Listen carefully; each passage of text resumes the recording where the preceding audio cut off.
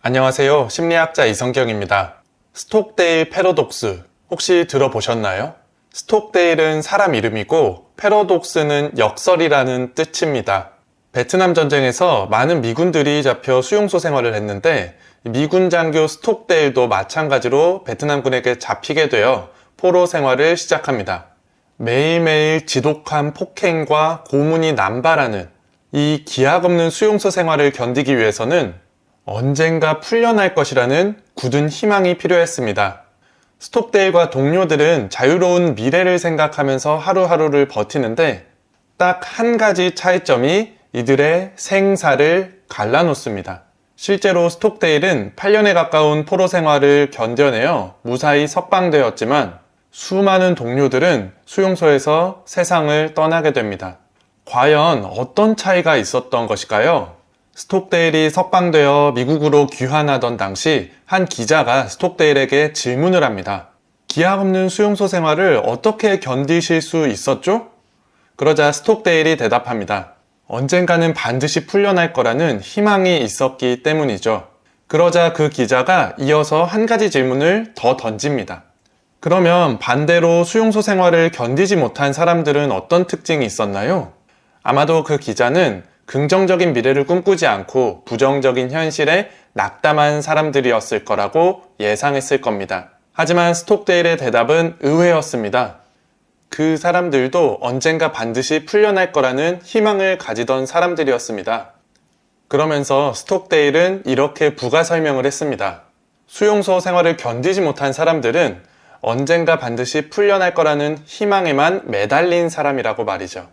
스톡데일이 말하길 그 사람들은 크리스마스를 앞두고서 크리스마스에는 꼭 풀려날 거야 라는 희망에 기대다가 크리스마스가 지나도 풀리지 않으면 큰 좌절을 경험했고 또 부활절을 앞두고 부활절에는 꼭 풀려날 거야 라고 생각하고 매달리다가 부활절에 풀려나지 않으면 마찬가지로 또 큰 좌절을 경험했다라는 겁니다. 반면 스톡데일 자신은 언젠간 반드시 풀려날 거라는 희망과 믿음이 있었지만 현실적으로 쉬운 일이 아니니 장기간 버텨야 한다는 각오로 매일매일을 견뎌냈다고 합니다.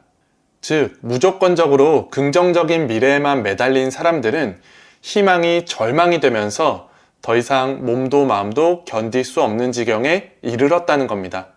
한편 스톡데일은 희망과 가능성에 더해 고통스러운 현실을 올바르게 직시할 수 있었던 거죠. 긍정이라는 단어 어떻게 알고 계신가요? 긍정의 사전적 의미는 있는 그대로 인정하고 납득하고 수용하는 것입니다. 미래에 대해서 밝고 희망차게 생각하는 게 아니라는 겁니다. 눈앞의 현실을 바라보지 않고 부정적인 상황을 긍정적인 말로 회피하며 미래는 무조건 행복하고 앞으로 다 잘 될 거라는 생각, 이것은 긍정이 아니라 왜곡입니다. 이렇게 부작용이 큰 긍정을 무조건적 긍정, 비현실적 긍정, 낭만적 긍정이라고 합니다.